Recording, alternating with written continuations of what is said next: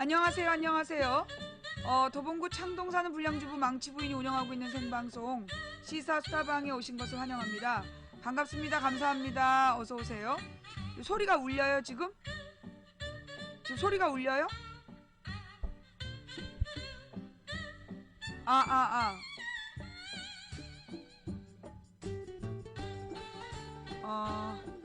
안 울려요?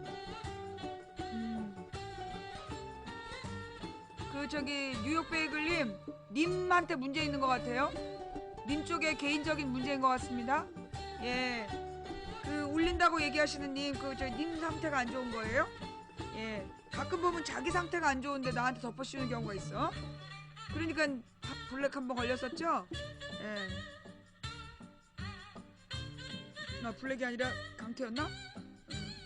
조금 눈치가 없는 것 같아. 베이글.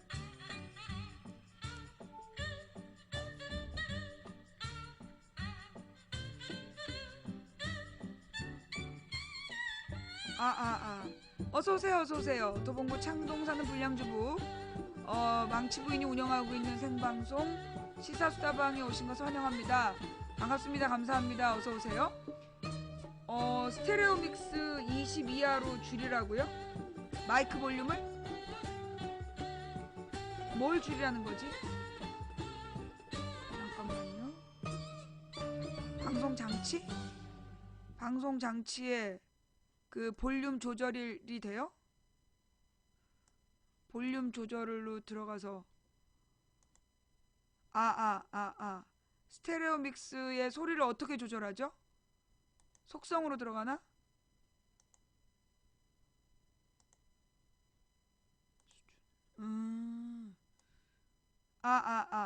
어떠세요?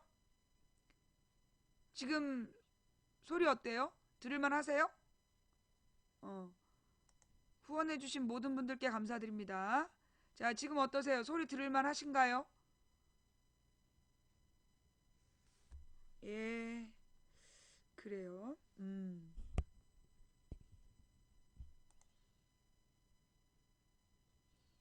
방금 스테레오 믹스가 100으로 되어 있더라고요. 20은 아니고 지금 한 70 정도로 낮췄어요. 예. 이렇게 뭐 소리 듣는데 문제 없으시지요? 네네네. 그래요. 조금 아까 내가 방송을 리방하기로 해놓고, 또 딴 생각이 빠져가지고, 구글에서요. 내가 이제까지 맨날 네이버 뉴스를 봤는데, 네이버가 이 뉴스를 볼 수 없게 계속 막아놓잖아. 그래갖고 이제 오늘 구글로 재설정을 하고 있었어요. 그래서 이제 포털 구글로 들어가서 뉴스를 지금 막 하느라고 깜빡했어. 예. 그래서 리방이 조금 늦었어요. 대단히 죄송합니다. 생방송 시작이 너무 지연된 점 진심으로 사과를 드립니다. 자, 일단 어저께까지 아프리카 방송 대상 투표가 끝났어요. 사실 이제 여러분께 그거 투표 좀 해달라고 독려하라고 아프리카에서 문자가 왔더라고. 아마 내가 21등인가 봐. 조금만 더 하면 20등 안에 들어갈 것 같아서 문자를 보냈던 모양인데, 이제 시청자들한테 그런 얘기 하기가 참 미안해가지고 내가 그 말을 못했어요.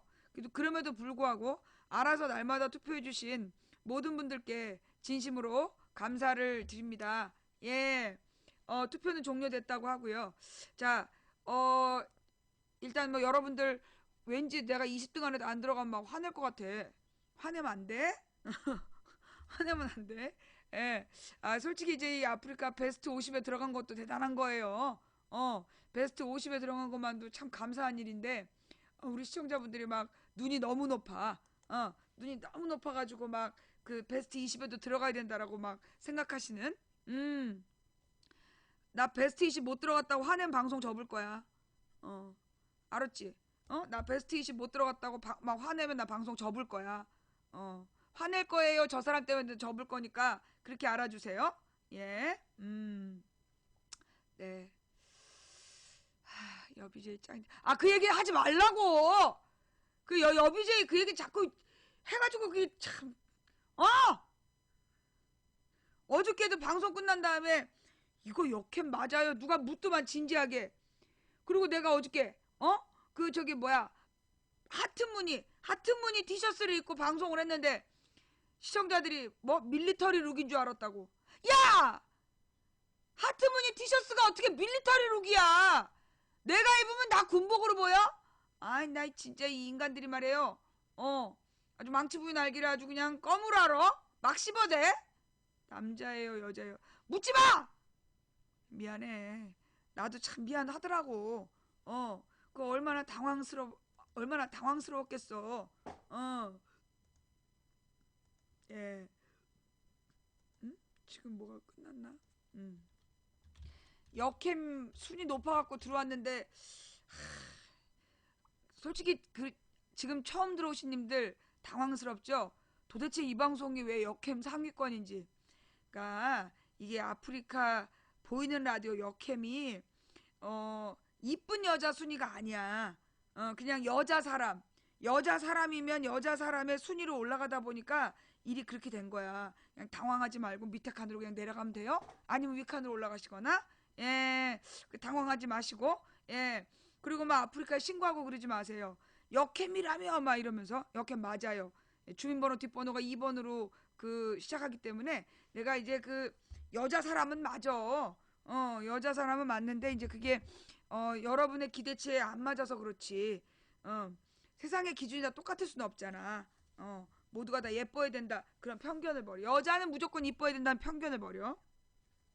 자, 요즘에 여러분들은 요즘에 어떠신지 모르겠는데, 그 우리 딸내미가 너무 열심히 이제 응답하라 1988을 봐가지고 처음엔 내가 이제 계속 안 봤어. 내가 우리 동네 40년 살았다. 우리 동네에서 1988년에 교복 입은 학교 없었다. 막 이러면서 내가 버텼더니 근데 이제 우리 딸이 이제 계속 보는 거야. 그러다가 어느 날 따뜻한 말 한마디라는 그 제목의 회차에 같이 보면서 막 울었어요. 그러면서 그 시절의 이야기가 그 시절의 기억이 새록새록 나는 거야. 정말 그때는 그 밥상에 늘 저녁 때가 되면 뭐 옆집 앞집 뒷집 이런 데에서 반찬을 갖고 와가지고 그 늘 맛있는 게 있으면 이거 어느 집 거야? 이러면서 먹었던, 예, 누구네 거냐. 그럼 남한테 갖고 온 거는 그거밖에 없잖아. 그러니까 그 그릇에 담겨 있는 거밖에 없기 때문에 누구네 집에서 갖고 왔다면 그거 먼저 먹어야 돼. 어, 이 식구가 많으니까 이제 그걸 먼저 먹어야 됐던 시절. 그리고 막 그 이웃들이, 그러니까 제가 그런 몇 번 얘기했잖아요. 우리 엄마가 그 들통에다가 쌀 떨어진 신혼집에다가 다 퍼다 주고 막 이래갖고 우리 딸들이 막 욕을 했다고. 어? 돈만 생기면 무조건 쌀 사다 놓고 그걸로 저기 이 집 저 집 나눠준다고. 막 그때는 뭐라. 왜냐하면 다른 걸 이렇게 여유 있게 사주지 않고 쌀만 사니까 그게 불만이었는데 지금 생각해 보니까 그 시절에 우리 엄마가 그렇게 남한테 많이 베푼 덕분에 지금 우리 딸들이 그래도 이렇게 잘 살고 있는 거 아닐까. 예, 그런 생각들이 좀 들었고요. 그리고 무엇보다 이제 그 친구, 그 저기, 그래서 이제 처음부터 다시 보기로 했더니 그 저기 바둑하는 친구가 졌을 때 모든 사람들이 막 괜찮아 힘내 이렇게 위로할 때 이 친구들이 갖고 너 발렸다며 졌다며 막 이러면서 면박을 주잖아요. 그래서 그 애의 찬 화를 풀어주는 장면이 참 인상적이었던 것 같아요. 예. 친구가 있고 이웃이 있었던 이 1980년대에, 예. 그런데 그때 그러니까 사실 1988년이면 87년 민주항쟁 이후라서, 예. 88년 89년이면 그래도 민주항쟁 이후라서 그 독재 정치의 모습은 많이 안 나타나지만 그럼에도 불구하고 제가 대학교 한 2, 3학년 때까지는 대학교 한 1, 2학년 때까지였나? 가투를 하면 가두투쟁이라 그랬어 그때. 어떤 시위를 하는데 그때는 지금처럼 무슨 집회 신고 이런 게 안 될 때니까. 그러니까 그때는 그냥 이제 선배들끼리 야 어디로 모여 이렇게 비밀스럽게 보라가 그 받는 장면이 나오죠. 쪽지에 이렇게 적혀 있는 거. 그때는 이제 우리는 그 쪽지로 적고 그러지 않았어요.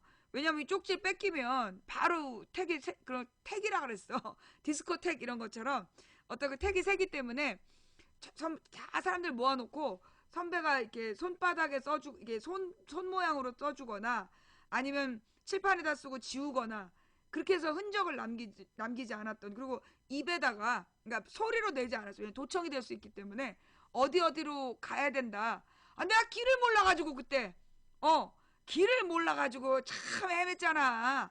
어. 그러면 종로 2가, 그럼 종로 2가가 어딘 줄 내가 어떻게 알아. 아, 그래가지고 그때 그냥 애들 쫓아다니라고 애 많이 썼어. 하여튼 그 시절. 그리고 이제 거기 보면 막 보라가 잡혀간 장면 나오는데, 우리 때는 나는 길에서 한 번도 잡혀본 적이 없어요. 가투 나가서 한 번도 잡혀본 적이 없고, 그 잡히면 이상하게 내가 이제 명동에서 한 번 잡힌 적이 있었는데, 누가 내 등을 딱 잡았어. 내 옷을 딱 잡았는데, 그 손이 이상하게 쓱 풀어지는 거야. 그래서 뛰어내렸지. 고가도로에서 뛰어내렸는데 꽤 높았어. 생각해보니까 그게 한 3m가 넘었어요. 근데 안 다쳤어. 그게 8, 9년 일이었던 것 같아. 8, 9년에 누가 날 잡았는데 손이 스르르 풀어지길래 나는 이제 뛰어내렸는데, 뛰어내리고 보니까 굉장히 높은 3m 정도 되는 데서 뛰어내렸는데도 다치지도 않고 그랬어. 그래서 한 번도 나는 길에서 잡혀간 적은 없어요. 그 저기 유일하게 이제 잡혀갔던 게, 잡힌 게, 잡혔다기보다 경찰서 항의 방문? 우리 선배 잡혀갔다고. 예, 선배 잡혀갔다고 경찰서 항의 방문 가가지고 그 저기 헬멧으로 맞아본 적 한 번 있고, 그리고는 그렇게 뭐 길에서 잡힌 적이 없는데, 하여튼 그 시절 이야기까지 막 여러 가지가 정말 이렇게 그 뭐야, 이웃이 있고 친구가 있는 그 시대로 돌아가고 싶다, 그런 생각이 들더라고요. 근데 어떻게 보면 이 응답하라, 난 솔직히 얘기해서 응답하라 시리즈가 나왔을 때 처음에 1997에 그게 안철수 띄워가지고 내가 싫어했어. 어. 거기 1997에 보면 안철수를 상징하는 인물이 나오잖아. 뭐 천재 IT 뭐 벤처 기업. 그래갖고 내가 왜 안 봤거든. 1997을 난 안 봤어, 일부러. 너무 재수없어갖고 안 봤고, 그 다음에 1994는 앞부분 보다가 어 앞부분 보다가 예예, 그때가 대선 때였는데 12년 대선 앞두고 그런 거 아니야. 그리고 내가 그 꼴보기 싫었고 안 봤고, 그 다음에 1994는 우리 딸내미가 열심히 봤는데 나는 중간에 지루해갖고 못 보겠더라고. 중간에 한 10부부터 안 봤던 것 같아. 근데 이제 이 1988은 그 뭐라 그러나, 사실 그 시리즈 중에 제일 좀 촌스러운 것 같아. 뭐 내용이라든가 나 막 시끄럽고 막 되게 어수선하고 그런데, 근데 이제 그 뭐라 그러나, 그 시절의 그 촌스러움 속에 있었던 인간적인 면. 그리고 이제 무엇보다 그 드라마에서 가장 인상적인 게, 복권으로 졸부가 된 복권으로 졸부가 된 인물이 나와요. 그런데 그 여자가 늘 베풀어. 이웃들을 전부 다 먹여 살리는. 그래서 정말 형편이 어렵고 가난한 이웃들을 이렇게 돌보는 거야. 그러니까 그 사람이 그 갑자기 떼부자가 됐지만, 졸부가 돼서 갑자기 부유해졌지만, 그 아무도 샘내지 않는, 샘내지 않고 감사히 여기는, 그러니까 정말 이렇게 그 부자의 모습, 그러니까 좋은 부자의 모습을 그 드라마가 보여주는 것 같아. 예. 그래서 내가 그 1997에서 안철수 띄운 것 때문에 열받았던 게, 1988에서는 그 저기 좀 그런 면들, 이 좋은 부자의 모습을 보여주고, 그리고 이게 이 우정과 이 인간성의 모습을 보여주는 것들이 좋아서 이렇게 보면서, 확실히 그래도 너무나 비현실적이야. 남자의 넷 중에서 하나만 바보라는 게 말이 되니? 남자의 넷 중에 하나 빼고 다 수재야. 아이, 그러면 있을 수가 없는 일이죠. 예. 근데 솔직히 얘기해가지고 그 인간적으로 가장 뛰어난 애가 나는 그 도롱뇽이라고 생각해. 그 뭐라나, 가장 모든 문제, 얘가 참 지혜롭잖아요. 공부를 못하더라도 삶에 참 지혜가 있는 인물. 그래서 이 도롱뇽이 굉장히 인상적이고, 그 다음에 늘 구박을 받지만 우리 그 누구니, 그 집 큰아들. 내가 저기 내 새 애인 있어. 그때 우리 신랑 누구, 정봉이? 정봉이.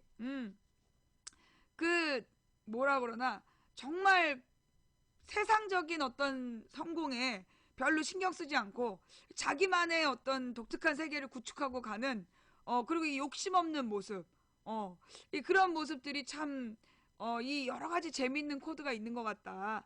예, 그런 생각이 좀 들었어요. 그래서 이제 이 요즘에는 그 내가 너무나 속상하고 지칠 때 그 1988을 보면서 위로를 받는데, 이제 그 다음 회차 다 봤어.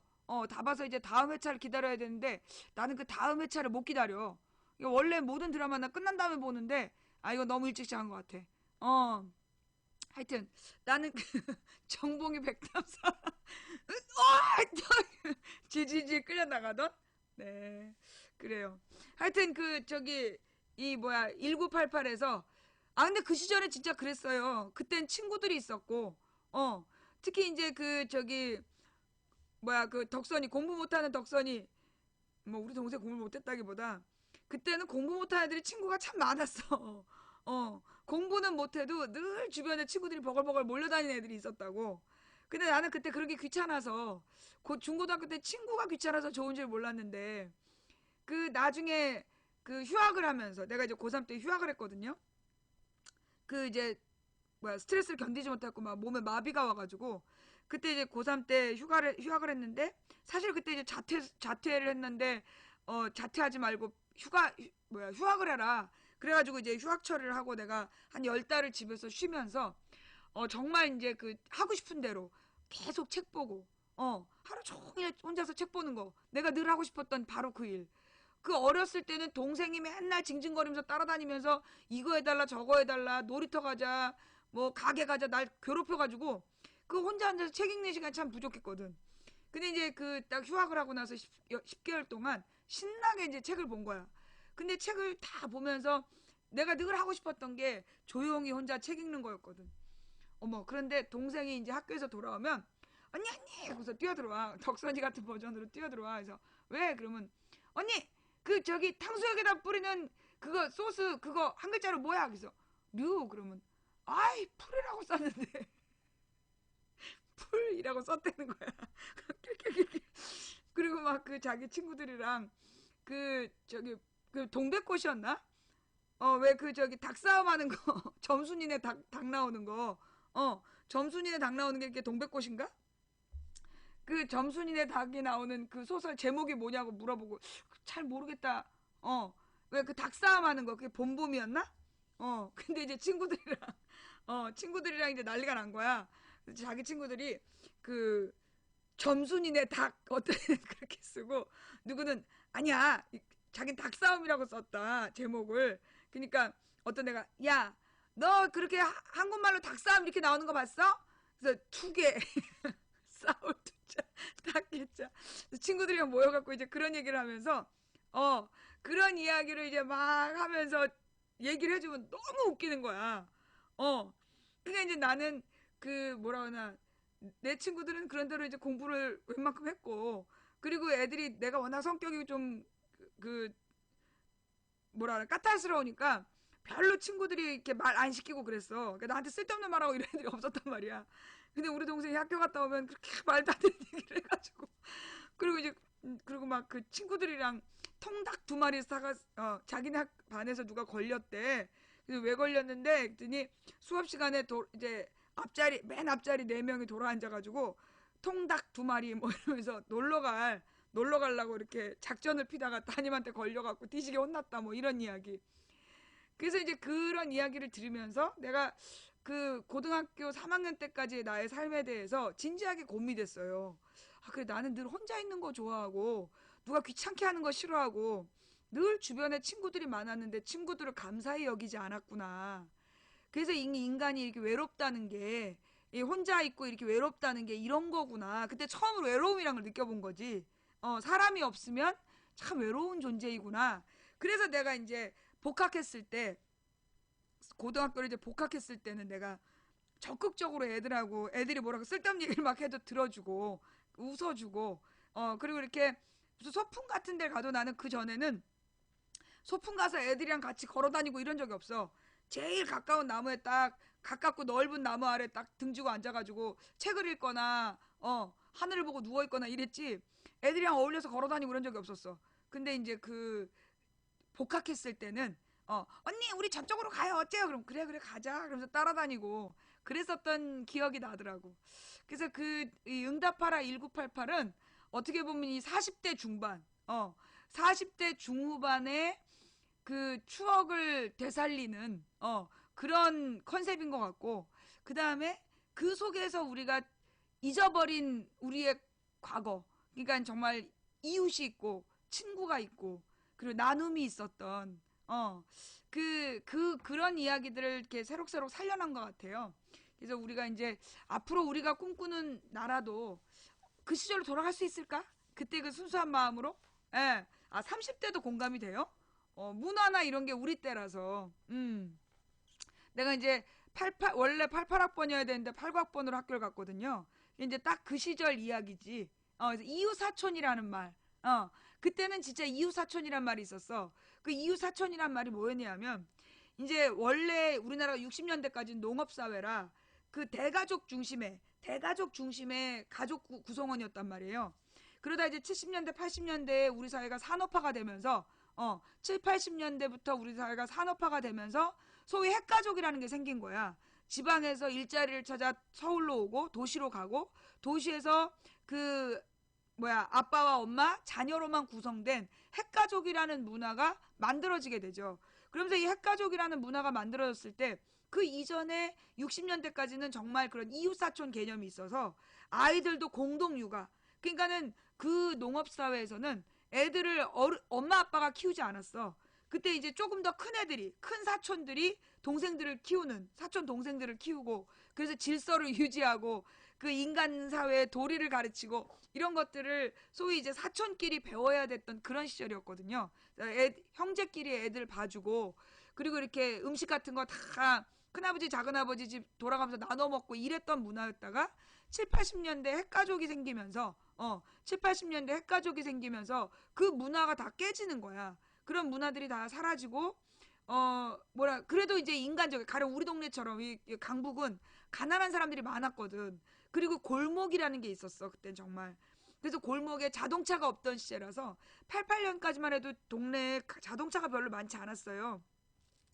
그 프라이드가 나오면서 국민 자동차? 하여튼까지 그 국민차라고 이러면서 프라이드가 막 전파되면서 차가 동네에 늘어나기 시작했지. 그 전에는 정말 골목마다 그 시멘트로 된 쓰레기통이 있었고, 그리고 그 골목이 아이들의 놀이터였고, 문화의 공간이었고, 나눔의 장이었던 그런 시대가 있었어요. 골목 문화. 그러니까 이제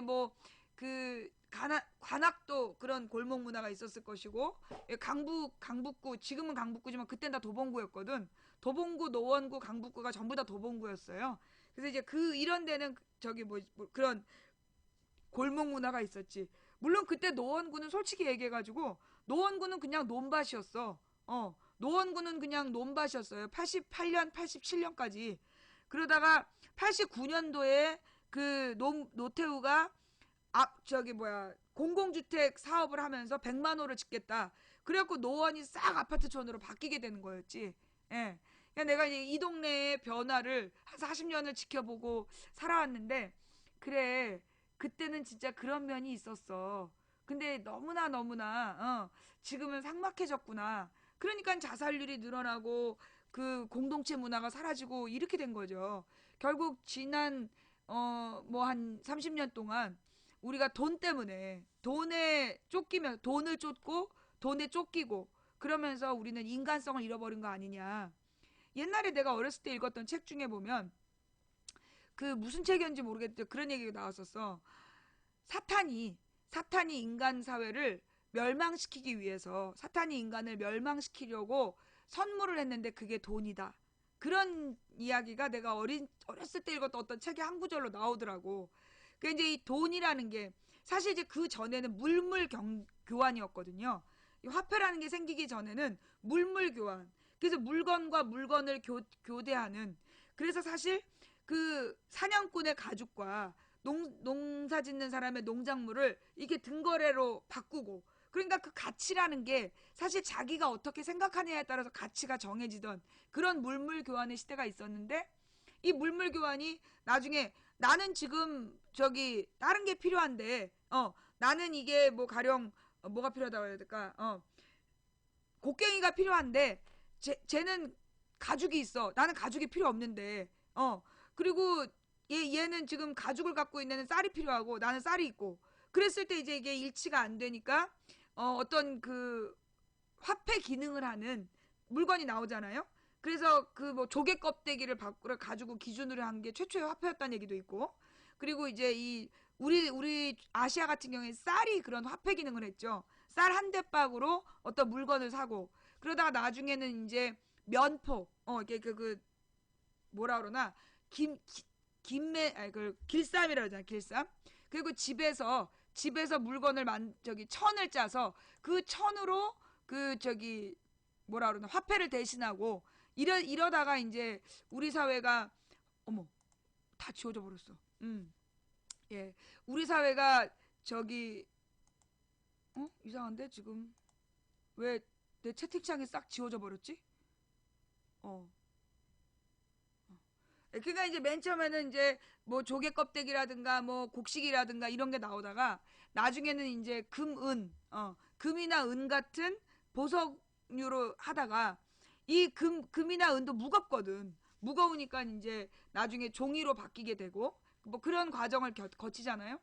그러면서 이제 이 화폐는 어떻게 보면 다량을 가지고 있어도 가령 쌀을 만약에 100만 원 그러니까 그당 옛날로 치면 쌀을 막 300만 원어치 갖고 있으려고 한다면 공간이 굉장히 많이 필요하잖아. 쌀을 300만 원어치 집안에 쌓아놓겠다면 굉장히 많이 필요하잖아요. 근데 이제 이 300만 원이란 돈으로 갖고 있을 부피가 되게 작으니까 그러면서 전부 다 또 화폐로 갖게 됐고 그리고 이 화폐는 욕심을 낳았죠. 더 많이 화폐를 좀 더 많이 갖고 싶다. 제가 이제 그런 얘기를 몇 번 했는데 제가 옛날에 이제 그 외국계 금융회사에서 영업사원으로 일할 때 우리 이제 그 지점장이 그러니까 이제 내가 이제 경희대를 나온 사람이 그런 데를 오니까 이제 이 사람들이 이제 나를 좀 잘 밀어주려고 그래서 잘 키워보고 싶었던 거야. 그래가지고 이제 그 당시에 그 뭐라 그러나 대학 졸업한 이 보험 모집인을 모아갖고 특별히 막 운영하고 그랬었던 시절이었어. 근데 이제 그때 막 부자들 소위 이제 부자들의 인맥을 타가지고 발굴한 다음에 나 같은 사람을 이제 보내는 거야. 부자들을 가서 설득하라고. 그래가지고 이제 그 돈이 100억이 있다는 어떤 노인을 만나러 갔는데 그 사람이 무슨 경기도 어디에서 공장을 하고 있었어. 그리고 나한테 골프 배우라고 그러고 스키 배우라고 그러고 막 근데 내가 안 배웠다 그랬잖아. 근데 이제 그 경기도에 무슨 공장을 갔는데 이 공장에 이 100억을 갖고 있는 할아버지가 옷이 나달라달한 낡은 작업복을 입고 있는 거야. 낡은 잠바에 낡은 바지를 입고 왜 그 기지바지라 그래갖고 그 섬유가 오래되면 이게 맨질맨질하게 빛이 나요. 그런 바지를 입고 그 창밖으로 이제 사장실에서 바깥이 보이는 거야. 바깥에 이제 그 노동 공장이 보이는데 공장에서 일하는 노동자들을 저 밥벌레들, 저 밥벌레 새끼들, 밥벌어지들 막 이렇게 부르는 거야. 그러면서 자기가 이 공장을 때려부시고 여기다가 여관을 지으면 모텔을 지으면 지금보다 훨씬 돈을 많이 벌 수 있다고 막 그런 얘기를 하는 거야. 그리고 이제 돈이 지금 100억이 있으시다면서 그래도 돈이 더 필요하세요? 했더니 그럼 돈은 조금만 더 있었으면 좋겠어 라고 얘기하는데 그 눈빛이 돈이 조금만 더 있었으면 좋겠다고 얘기하는 그 눈빛에서 정말 나는 악마를 보았어. 돈은 그렇구나. 돈이라는 게 우리 생각에는 100억쯤 가지면 정말 많아서 더 이상 돈에 대한 욕심 부리지 않고 인간적으로 살 것 같잖아. 아니더라고. 이 돈이 많아지면 많아질수록요. 욕심이 더 많아져요. 예. 100억을 가지고 있는데 그 공장을 때려부시고 거기다 모텔을 짓고 싶다 그러더라니까.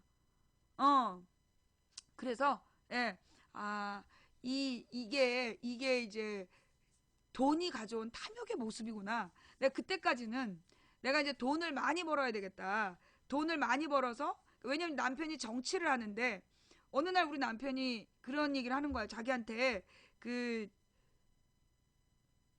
뭐였지? 자기한테 돈을 좀 구해달래. 2천만 원만. 그래서 2천만 원을 뭐 하게? 그랬더니 그 2천만 원으로 곧 재개발되는 빌라를 사면 그걸로 2억짜리 아파트가 생긴대. 그러면서 막 신나서 얘기를 하는 거야. 그러니까 부동산 투기라는 걸 모르는 우리 신랑 전혀 그런 걸 모르고 누가 이제 투자라고 설명을 한 거야. 그러니까 이제 그 투자 얘기를 듣고 와가지고 나한테 2천만 원이 2억이 되는 수가 있다고 막 신나서 얘기를 한 거야. 근데 내가 그랬지. 그래, 내가 내가 1억을 구해줄 테니까 5채 사. 그리고 정치 그만둬. 그랬더니 왜 정치를 그만둬야 돼? 그러는 거야. 너가 2천만 원 주고 사겠다는 그 빌라 주인이 거기가 재개발될 걸 알면 2천만 원에 팔겠냐? 어? 결국 그런 재개발이 될 거라는 정보를 가진 놈들이 2천만 원에 싼 값에 그 집을 사서 나중에 지네가 비싸게 팔아먹으면서 돈을 불리는 거, 그거 투자가 아니라 투기다. 그런 걸 보고 부동산 투기라고 하는 거라고 막 그랬어. 그건 사기꾼이고 도둑놈이라고. 근데 우리 신랑이 그래? 그러고 가가지고 자기한테 투자하라고 막 했던 사람한테 다시는 내 앞에 나타나지 말라고 자기 마누라한테 맞아 죽을 뻔했다고 막 그랬다는 거예요. 그러면서 돈이 왜 필요한지 남편하고 그때 얘기를 했어. 그랬더니 정치를 깨끗이 하려면 그 경제적으로 안정이 돼야 된다. 근데 이제 그 당시에는 구의원이 월급이 없었어요.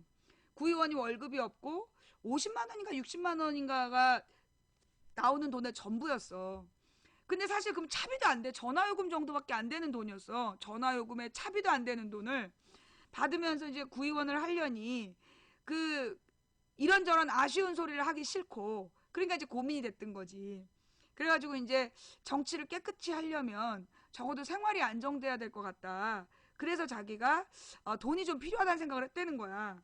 그래서 내가 그랬지. 너는 정치만 해. 돈은 내가 벌게. 그러면서 우리가 맨 처음부터 돈은 내가 벌고 남편은 정치를 하기로 했거든요. 정치 운동을 하기로. 그 결혼 초기부터. 그러니까 이제 근데 그럼에도 불구하고 남편은 그 내가 벌어오는 돈으로 산다는 게 좀 자존심도 상했던 것 같고, 마누라가 혼자 고민하는, 걱정하는, 고생하는 게 속도 상했던 모양이야. 그래서 내가 그 돈은 내가 벌 테니 너는 깨끗한 정치를 하여라. 이러면서 하던 시절이었어요. 그래서 내가 남편이 계속 저렇게 스트레스를 받으면 안 되겠다. 근데 돈을 좀 많이 벌어야 되겠다. 그리고 이제 그 당시 우리 아버지가 그 병원비가 한 달에 300만 원이 들어가는 거야. 그 300만 원짜리 병원을 너무 좋아하시는데 한 달에 300만 원 병원비를 내고 나면 학원 강사 300만 원 해갖고 감당이 안 되는 거야. 그래가지고 이제 어쩔 수 없이 그 학원 강사를 그만두고 보험을 해가지고 이제 할아버지 병원비를 냈다. 아버지 병원비를. 그러면서 이제 돈을 벌어야지라는 생각을 하다가 그 할아버지를 만난 거야. 그 저기 100억짜리 할아버지를. 그래서 내가 마음을 접었어. 돈이라는 게 늘어난다 그래서 절대 여유가 생기는 게 아니구나. 응? 자기 주머니에 돈이 많다 그래서 여유가 생기는 게 아니다. 돈은 늘어나는 만큼 욕심이 같이 불어나기 때문에 그러니까 여유는 많은 돈에서 나오는 게 아니구나. 그걸 내가 깨닫고 그걸 그만둬요. 그 보험회사를 그만두고 그 이제 정치연구소를 들어가게 되는 거였지. 그런 과정을 내가 이제 겪었단 말이에요. 그러면서 어떻게 보면 나도 그 돈을 쫓았던 시절이 있었기 때문에 돈이라는 게 사람을 얼마나 어리석게 만들고 얼마나 이 돈이 사람을 비참하게 만드는가. 예. 그리고 이제 거기 보면 이 성동일이라는 인물이 나오잖아. 성동일이 맡은 역할이 뭐냐면 빚보증을, 은행 직원인데 친구 빚보증을 잘못 써가지고 모든 돈을 잃고 모든 재산을 잃고 그 빚을 갚으면서 지하방에 살고 있는 반지하에 살고 있는 그런 가족의 가장으로 나온단 말이야. 근데 그 시절에는 그렇게 은행들이 그 빚 보증을 요구했어요. 빚 보증을. 그래가지고 대출을 받으려면 누군가에게 보증을 서달라고 했어야 됐어. 그래가지고 이제 근데 그 보증을 거절하지 못하면, 빚 보증을 거절하지 못하면 뭐라 그러나 인간관계가 망가지기도 하고 그게 계속 양심의 가책을, 그 어려운 친구를 못 도와줬구나 이러면서 보증을 도와주면 그 다음에 어떻게 돼? 은행에서 철저히 옆 사람한테 뜯어내서, 그렇게 지금의 은행들이 부자가 된 거란 말이지. 그러니까는 어떤 그 시절에 이 자본이 어떻게 돈을 불려나갔고 그때 서민들은 어떤 희생을 받았는가, 이거는 그 성동인이라는 인물이 보여주는 것 같더라고요. 그래서 많은 이야기들이 묻어있는 이게 드라마 한 편도 그렇구나. 근데 사실은 요즘에 되게 좀 사회 비판적인 드라마들이 많았잖아요. 사회 비판적인 드라마들이 많은데 그 사회 비판적인 드라마들은 보면 너무 괴로운 거야. 내가 그 세월호 청문회를 못 보겠더라고. 어제 그저께 못 보고 그냥 이렇게 기사로만 찾아봤는데 기사가 몇 개 없는 거예요. 세월호 청문회를 도저히 막 볼 수가 없는 거야. 용기가 안 나는 거야. 그래서 오늘은 보면서 아침 내내 막 울고, 아침 내내 막, 특히 그 애기, 이게 제 아들이라고. 그래서 아이 시신 사진을 보여주는 그 아버지. 그리고 바로 나온 그 동영상에 그 애들이 막 소리 지르는, 기울어가는 배에서 소리 지르는 장면들 막 웃으면서, 그리고 이렇게 V자를 웃으면서 찍은 그 사진, 막 이런 거 계속 눈물이 나는 거야. 너무나 속이 상해서. 현실이 너무나, 현실이 너무나 가혹하기 때문에, 그건 있는 거 그대로잖아. 세월호는 그냥 있는 그대로였어. 그러다 보니까 그 있는 그대로의 우리의 현실이 너무나 잔혹하기 때문에 어떻게 보면 현실 비판적인 드라마들을 보면 버거운 것 같아요. 이게 좀 버거워가지고 보기가 힘들어. 그러니까는 어떻게 보면 응답하라 1988처럼 그 과거 사실 그 시절에요. 그 시절에 88년, 89년에 그때 그렇게 다 아름답지만은 않았어. 그때 89년도에는 임수경이 북한 갔다 오고 뭐 이런 문제 터지고 88년도에는 88년도대로 통일운동 한다 그러면서 대학생들 때로잡혀가고 정말 많은 사건들이 있었는데 그래도 그 전에 1994나 뭐 1997에 비해서는 사회적인 이야기들도 잠깐 했지만 걔가 뭘 이야기하는지 보라가 뭘 비판했는지는 안 나오잖아. 그런 면들은 이 드라마의 한계인 것 같더라고요. 근데 여러 가지 삶의 모습들을 보여주면서 어떻게 보면 우리가 공동체를 복원해야 된다. 나눔이 있는 공동체를 복원해야 된다라는 메시지를 던진다는 면에서는 참 좋은 것 같다. 정말 정봉이도 도롱뇽도 덕선이도 그렇게 다들 어울려서 살아갈 수 있는 그런 그 이웃 문화가 복원됐으면 좋겠다라는 생각이 들면서 지금은 사실 그 한 골목에 살면서도 다 얼굴을 모르잖아요. 같은 아파트에 살아도 얼굴을 잘 모르고 서로 인사도 안 하고 그게 너무나 좀 안타까운 거 아닌가. 예. 하여튼 그래서 이제 이 세월호 그 청문회가 세월호 청문회가 뉴스가 별로 안 나오는 게 그게 문제인 것 같아. 그죠? 근데 내가 어저께 얼핏 봤는데 그 뉴스를 내가 오늘 못 찾겠더라고요. 이게 무슨 뉴스였냐면 음,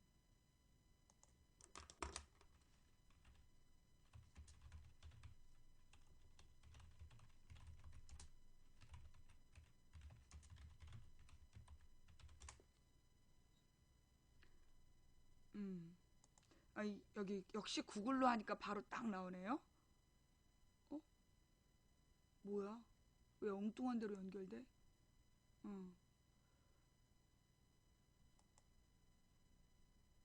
어, 뭐야? 님의 침묵? 무슨 블로그로만 연결이 되네? 첫 번째, 두 번째 게? 구글은 또 이런 게 있나? 어. 자, 하여튼 뭐, 한번 봅시다. 음. 미디어 오늘 기사인데요. 미디어 오늘 기사로 바로 연결해서 보면 좋겠는데. 뭐야.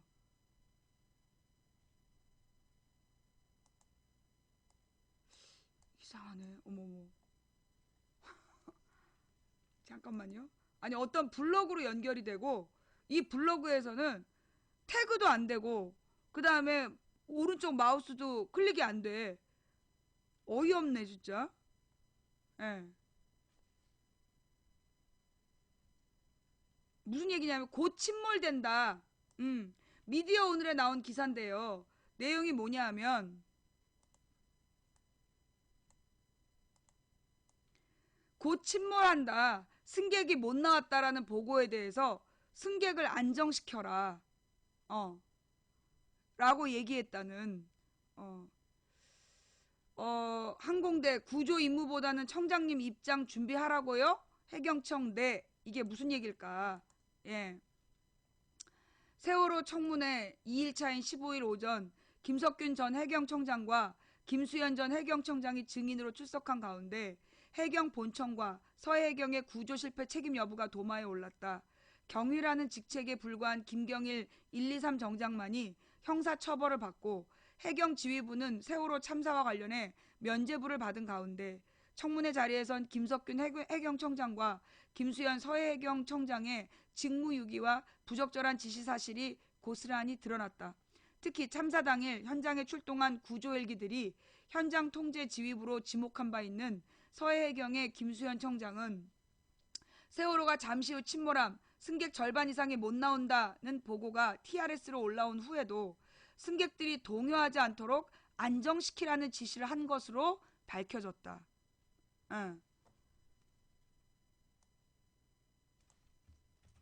이게 오늘 미디어 오늘에서 못 찾아가지고요. 지금 블로그로 들어갔는데 블로그는 참 보기가 불편하네.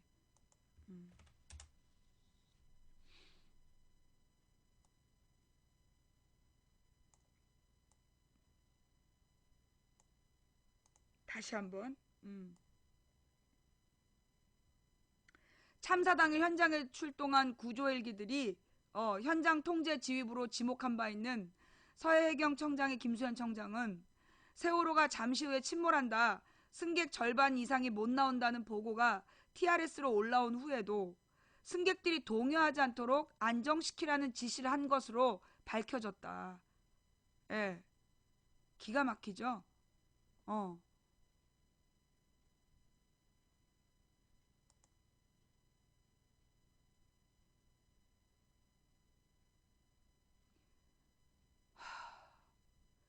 그 결국 아이들을 빨리 구명정을 입고 구명정을 가지고 빨리 바깥으로 나와라 라고 얘기해야 될 때 곧 침몰한다, 승객 절반 이상이 못 나오고 있다 라는 보고를 받고도 바깥으로 탈출하라는 지시를 내려야 되는 인간들이 승객을 동요하지 않도록 안정시키라는 지시를 했다라는 거, 이거 쳐죽일 놈 아니에요? 세월호 참사의 주요 원인으로 퇴선 지시를 하지 않고 침몰하는 배 안에 승객들을 머무르도록 한 것이 꼽히는 가운데 이 같은 서해해경 청장의 지시는 구조가 실패하게 된 정황의 주요 단서가 될 수 있다. 이 사람 지금 감옥에 있어야 되는 사람 아니야? 배가 뒤집어지고 승객 절반 이상이 거기 있는데 왜 퇴선 지시를 안 하고 가만히 있으라고, 동요하지 못하게 안정시키라는 지시를 어떻게 할 수 있냐고. 이것들이 미친 것 같아 진짜. TRSN 9시 48분에 증인의 목소리가 처음 나온다며 그 내용을 물었다. 이때만 9시 48분에만 탈출 지시를 내렸어도, 퇴선 지시를 내렸어도 애들이 다 살았잖아. 9시 47분에 TRS를 통해 123정 직원이 안전장비를 갖추고 승객들이 동요하지 않도록 안정시키라고 지시를 보냈던 기억이 난다고 답변했다. 아니, 동요하지 않도록 안정을 시키면 어떻게 해? 퇴선을 시켜야지. 9시 44분에 123정장에 의해 세월호의 상태가 전파되어 TRS를 청취한 모든 이가 당시 세월호의 상태를 알게 되었다며 그 상태가 어떤 상태인지 아느냐고 물었다. 그 당시 9시 44분에 123정이 잠시 후 침몰함이란 긴급 상황 보고를 했다. 승객이 선내에 있다는 사실도 전파했다. 증인이 TRS에 등장한 시점 이전에 절반 이상이 안에 갇혀있다고 보고했는데 승객을 안정시키라고 지시한 것이 사실이냐라고 재차 추궁했다. 김수현 서해해경 청장은 네, 그 부분 TRS로 확인했다. 직접 지시했고 37분에 현지 계류해서 인원을 세월호로 이송할 수 있는지 지시 문자로 남았고 47분에 안전장구 갖추고 올라가서 승객들을 동요하지 않도록 안정시키라고 지시했다라고 답변했다. 정말 너무나 뻔뻔하게, 너무나 뻔뻔하게 그 자기가 지시한 게 잘못된 게 아니라는 거 아니야 지금. 해경 본청이 구조보다 해경 청장에 대한 의전에 더 신경을 썼던 정황을 보여주는 녹취록도 정말. 세월호가 침몰해 가던 9시 54분 본청 경비계장은 인천서 회전 익항공대와 통화를 했다. 인천서 회전 익항공대는 당시 구조 임무에 투입돼야 하는 상황이었다. 인천서, 예 감사합니다. 회전익 항공대 누구누구입니다. 본청 경비계장입니다. 일단은 이륙할 수 있도록 준비를 해주세요. 예, 서 청장님이랑 타고 나가실 수도 있습니다. 청장님이 타고 나가실 수 있다는 겁니까? 네, 그래서 준비하는 거예요. 구조 임무에 투입해야 되는 헬기를 청장이 타고 가야 된다고 준비시키라는 장면이야 지금. 저희가 직접 구조 임무보다는 청장님 입장할 수 있게끔 준비하라는 겁니까? 얼마나 기가 막혔으면 물어봤겠어. 구조 임무가 아니라 청장 실현하라는 거 맞냐? 그러니까 네 맞다 알겠습니다. 이런 짓거리를 하고 있었던 거야. 당일 9시 39분 해경 본청이 경찰청에 구조 지원 의사를 어머. 경찰이 그러니까 육지 경찰이 구조를 지원하겠다라고 얘기했더니 해경 본청이 거절을 했다는 거야 지금. 현재 침몰된 상황이 급박한 겁니까? 아니면 본청 현재 지키고 있으니까 가능합니다. 구조가 전부 다 가능합니까? 본청 예. 경찰청 구조가 전부 다 가능하고 예 전부 가능합니다. 경찰청 전부 가능하고 저희 육경에서 도와드릴 거 없습니까? 본청 해경이란 얘기야. 해경 육경이죠. 우리가 다 했으니까 우리 해경하고 해군하고 다 하고 있으니까 시발 진짜 왜 이 지랄을 했대? 이유가 뭐야? 해경청장이 모르는 상황에서 육경에 도움을 청할 필요가 없다고 말하는 게 보고 없이 가능하냐고 추궁했고 김석규는 직원이 사안을 모르고 답변한 것 같아.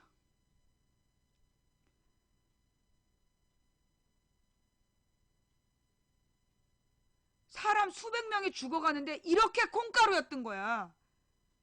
이런 해난 사고에 대해서 컨트롤 타워가 청와대였는데 이때까지 청와대가 아무것도 안 하고 있었던 거야. 김석균 중에는 이 직원이 누군지 조사한 적 있느냐라는 질문에 기억 안 난다라고 답변했고 조사를 했느냐는 질문에 모르겠다라고 말했다. 이들 두 증인을 포함한 해경지휘부는 세월호 참사 구조 실패와 관련해 전원 면죄부를 받았다.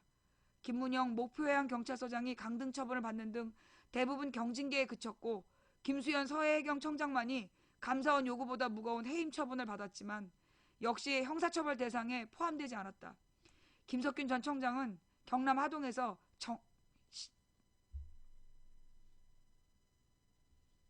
정계 입문을 준비하는 것으로 전해졌다.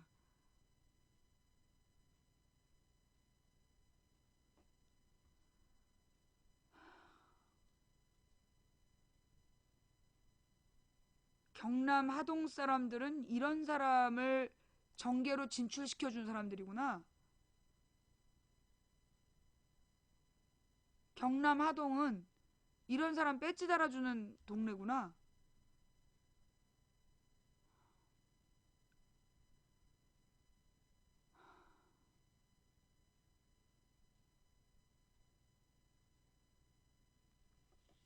하동 사람들한테 널리 알려서 그 하동 군민들의 명예를 지키라고 좀 하세요.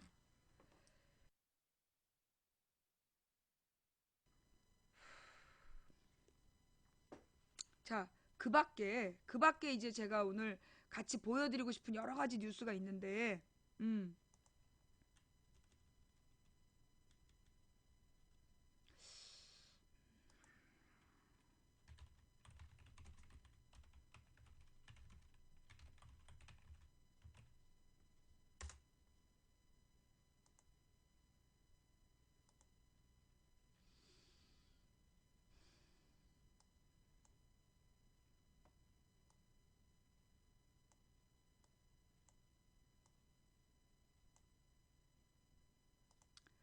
마음속 세월호를 길어 올리며 짧지 않은 미국 생활 중 텔레비전을 보다가 딱 한 번 마음이 울컥했던 적이 있었다.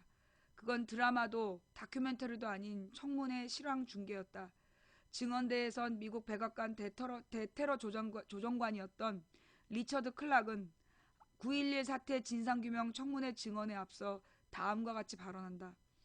9.11의 비극이 왜 일어났는지를 국민들에게 납득시킬 수 있고 또 어떻게 하면 그 비극이 다시 일어나지 않도록 할 수 있을지 고민할 수 있는 기회가 본 청문회에 서게 된 것을 그런 국민들이 고민할 수 있는 기회가 될 본 청문회에 서게 된 것을 진심으로 감사하게 생각합니다. 저는 이 자리를 또 다른 이유에서 진심으로 감사하게 생각합니다. 본 청문회를 통해 비로소 희생자 유가족들에게 직접 사과할 기회를 얻게 되었기 때문입니다.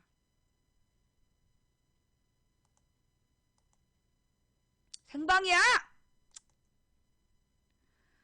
청문회장에 계신 유족 여러분, 그리고 텔레비전을 통해 시청하고 계신 여러분, 여러분의 정부는 맡은 소임을 다하지 못했습니다.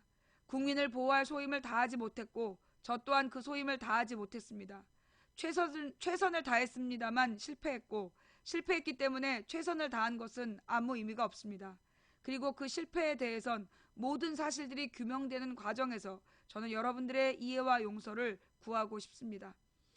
정부라는 거대한 괴물이 시민들에게 진심으로 용서를 빌 수 있다는 것은 명백한 반전이며 누가 누구에게 왜 사과하는지 이토록 간명하게 밝히는 진정성은 사뭇 감동적이다. 그런 의미에서 해당 발언이 10년이 지난 오늘까지도 회자되고 어느 미국 드라마의 오프닝으로 쓰일 정도로 유명해진 것은 놀랍지 않다. 그러나 내가 정말 하고 싶은 이야기는 감동적인 사과에 대한 것이 아니라 우리의 공동체가 어떻게 위기에 맞서고 극복해야 할 것인가에 대한 근본적인 물음이다. 우선 나의 건망증과 둔감함, 일상에 대한 패퇴를 먼저 고백한다.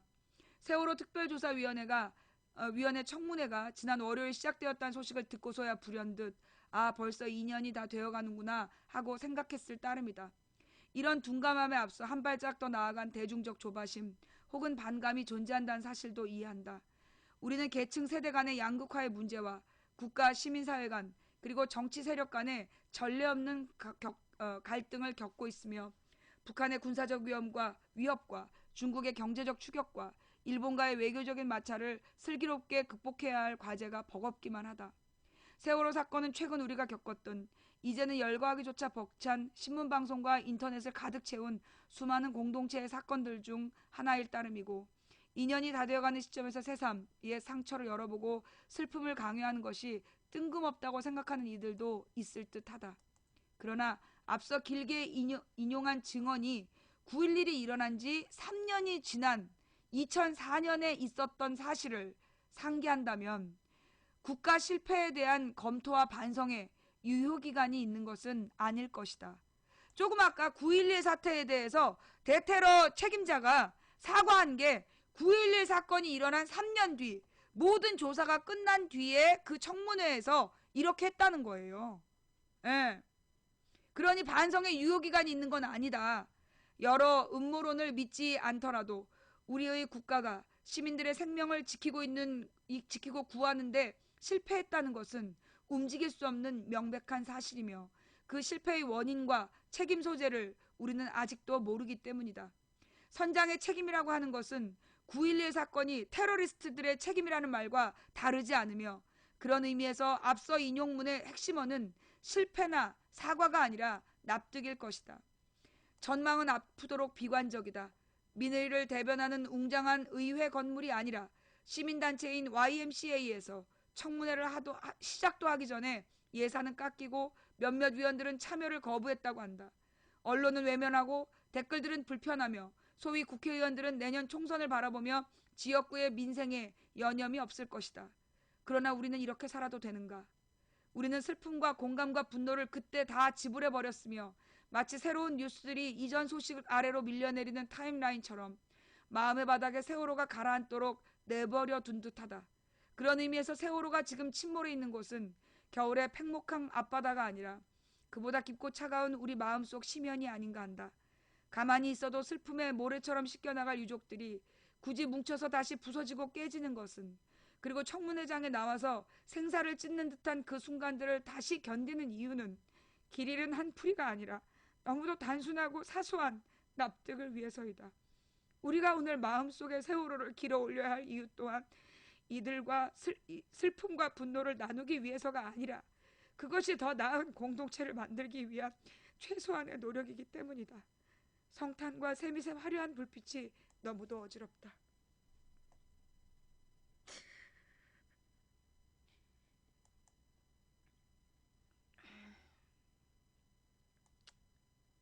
너무나 기억하는 게 힘이 드는 사실 세월호는 다시 그 순간을 복원한다는 것 자체가 고통이에요.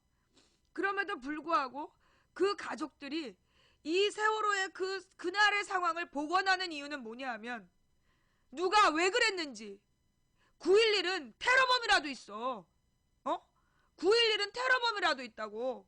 그런데 이 세월호는 도대체 그 3시간 동안 정부가 뭘 했는지, 해경이, 해군이, 정부가, 청와대가 뭘 했는지 알 수 없게 3시간을 기다려서 배가 완전히 뒤집어진 다음에야 전원 구조 지시를 처음 내려, 대통령이.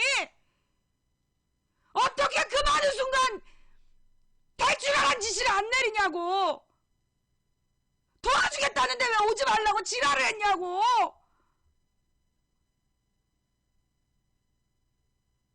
그래놓고 이제 웃음이 나니? 너 박근혜야?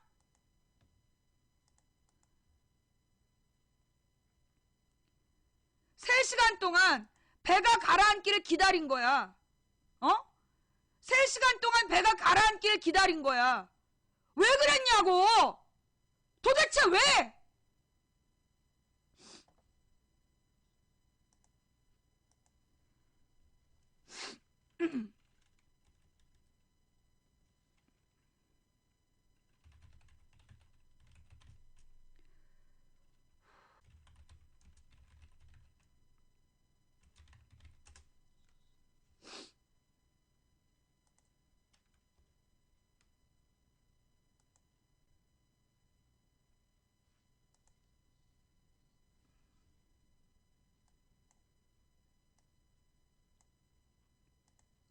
전 해경청장, 잠수사 500명 투입, 거짓말 발각.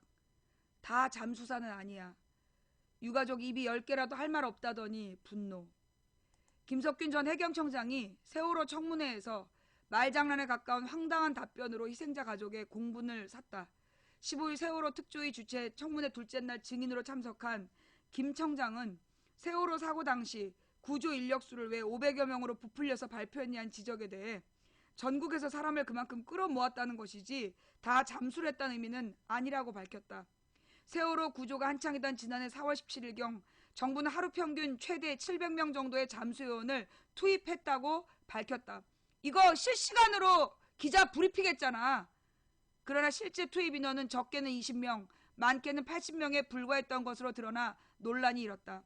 당시 김 전 청장은 진도체육관에서 피해자 가족들에게 현재 인력은 잠수사 500명을 투입하고 있다고 말한 바 있다. 이거 자료화면도 있잖아. 자료화면도. 박근혜 앞에서 개뻥치고 있는 이거 언론에서 이거 이렇게 자막으로 풀어준 거 아니야. 즉 감옥에 있어야 되는 것들이 어떻게 이렇게 뻔뻔할 수가 있어.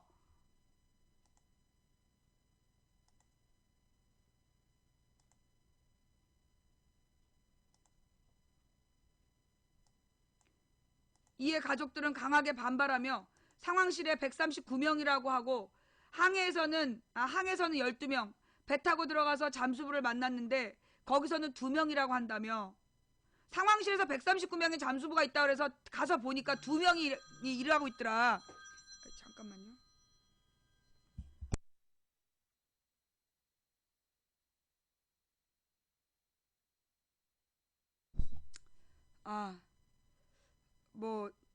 누구로부터 섭외 전화가 왔어요? 예, 어딘지는 비밀이야. 자, 이에 가족들은 강하게 반발하며 상황실에서는 139명이라고 하고 그 항구에서는 12명 배 타고 들어가서 잠수부를 만났는데 거기는 2명이라고 한다며. 여태까지 계속 거짓말만 했다고 했다. 당시 체육관을 찾은 박근혜 대통령은 잠시 머뭇거린 뒤 그럴 리가 없다며, 만약 그렇다면 여기 있는 분들 책임자들 다 책임지고 물러나야 한다고 말한 바 있다. 물러나! 다 물러나! 대통령부터 물러나! 이호종 특조위원은 김 전 청장의 발언이 담긴 영상을 보여준 뒤 김 청장에게 가족들이 반발했던 장면을 똑똑히 기억하느냐라고 물었다. 당시에는 수면에서 세월호 선체까지 닿는 줄 하나에 잠수사 2명밖에 내려갈 수 없는 데다 정조기에 10여 분밖에 구조활동을 할 수 없는 상황이었다. 김 전 청장은 이런 상황에 대해 알고 있다고 했다. 이 위원은 하루 동원되는 인력이 20명 정도밖에 안 된다며. 그런데 왜 555명이라고 발표했는가? 이건 실수가 아니라 고의적이라고 했다. 이어 많은 언론과 국민이 비판에 나섰다. 증인은 대통령에게 허위 보고를 한 셈이라고 지적하자 김 청장은 투입이라는 용어 때문인 것 같다라고 말했다. 투입이라는 건 꼭 잠수를 말한 건 아니었다는 얘기다. 객석 곳곳에서 야유가 터져나왔다. 이 위원은 당시 가족과 국민이 가장 궁금해하는 것은 몇 명이 잠수하느냐였다는 걸 알고 있지 않느냐며 500명이라는 게 김 전 청장이 전국에서 불러 모은 인원을 말하는 거라면 정말 나쁜 사람이라고 했다. 그러면서 이런 사람이 해양경찰청 전 직원을 챙기는 청장 자리에 있었다는 게 대한민국 사람으로서 정말 부끄럽다고 말해 희생자 가족들로부터 박수를 이끌어냈다. 김 전 청장의 망언은 여기서 끝나지 않았다. 김 전 청장은 오전부터 줄기차게 저도 말할 권리가 이랬어요. 자기도 말할 권리가 있다며 자유 발언을 요청했고 이석태 위원은 수락했다. 김 전 청장은 이 사고가 어떤 사고였는지, 왜 구조가 실패했는지 다른 측면에서 생각해 볼 필요가 있는 것 같다며 지난 2009년 일본의 아리아케오 사례를 들었다. 그날 아리아케오는 선장이 끝까지 남아서 20명 모든 선원을 구조했다며 또 정말 아쉽고 부족한 건 세월호는 불과 1시간 40분 만에 누구나 상상할 수도 없는 속도로 전복됐고 불법 개조에 의해 복원력 상실 때문이라고 말했다. 김 전 청장의 발언이 끝나기도 전에 유가족들은 울분을 터뜨렸다. 입이 10개라도 할 말이 없다더니 말장난을 하고 있느냐며 사람이 어떻게 저럴 수 있느냐 한심하다며 삿대질했다. 증인 신분으로 마지막 발언을 마친 김 전 청장은 가족들의 비난 속에 유유히 퇴장했다.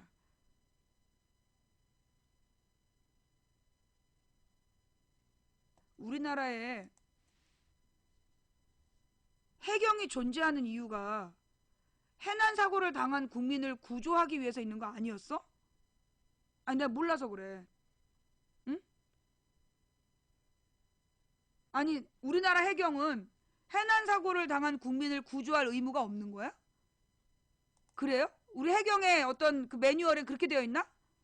대한민국의 해경은 해난 사고를 당한 그 국민을 구조할 의무가 없다 이렇게 명시되어 있어요?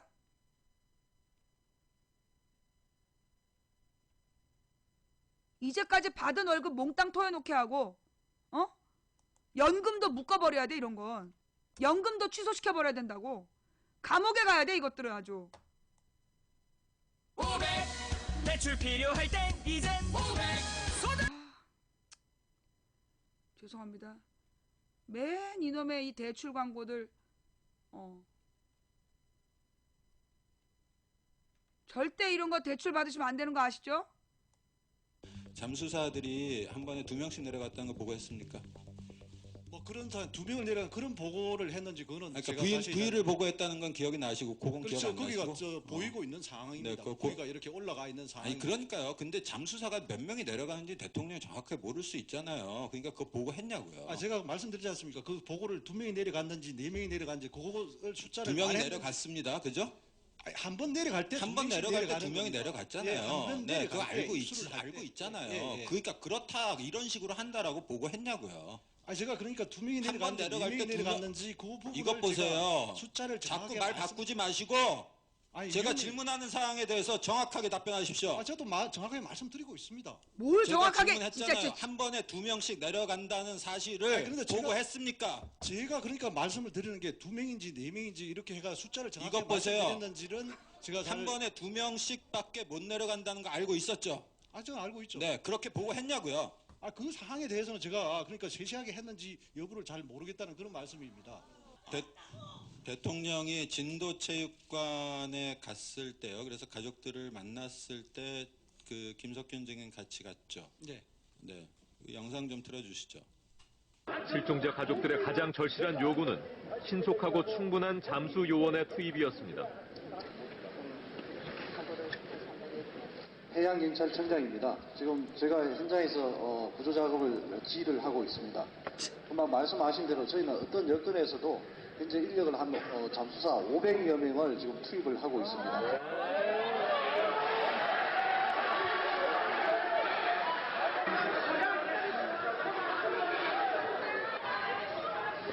실종자 가족들의 생각은 크게 달랐습니다.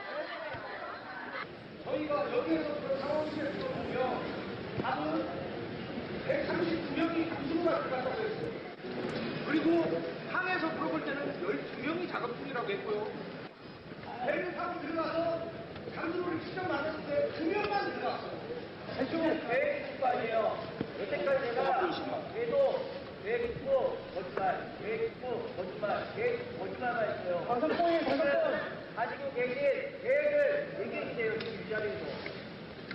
명령 좀 제발 내려주세요. 안 들어요. 말 안 들으시니까 제발 안 들었어요.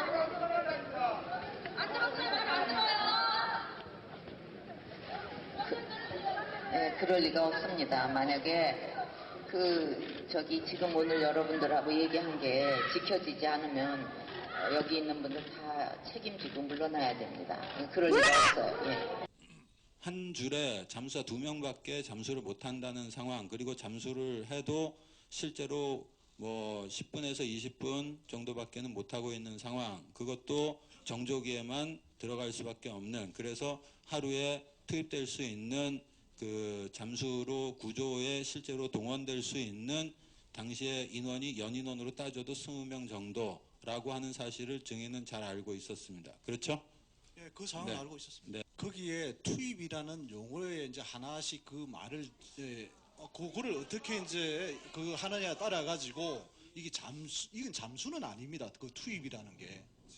위원님 그것이 잠수는 그야말로 한 번에 들어갈 때 2명씩 이렇게 들어갈 수.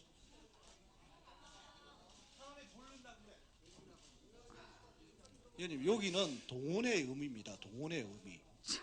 국민들을 속이고 대통령을 속이고 가족들을 속이는 짓이잖아요. 지금 한 게. 위원님 뭐 그 말씀 제가 동의를 할 수가 없습니다. 그 투입이라는 의미가 저희가 저 구조세력 총동원령을 내려가지고 전국에 우리 잠수 특기를 가진 뭐 특공대라든지 원투두 구조대 다 동원을 하게 했습니다.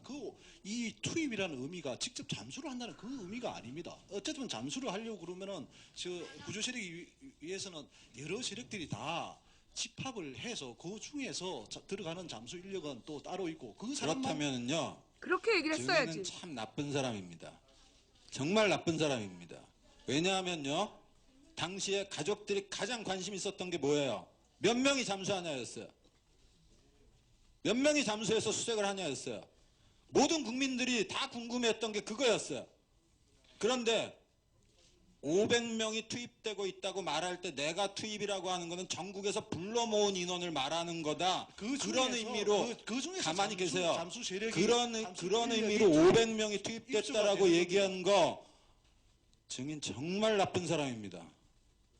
정말 나쁜 사람이에요. 저는 이런 사람이 해양경찰 전 직원들을 챙기는 청장의 자리에 있었다는 게 대한민국 국민의 한 사람으로서 정말 부끄럽습니다. 마치겠습니다.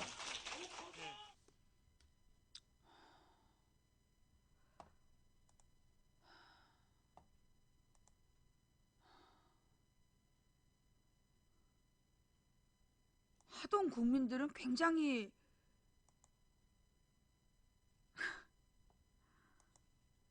너그러운가 봐. 뭐라고 그래야 되니? 만만한가 봐. 하동 국민들이 참 만만한가 봐. 자, 그 다음에요. 예. 이런 뉴스도 있습니다.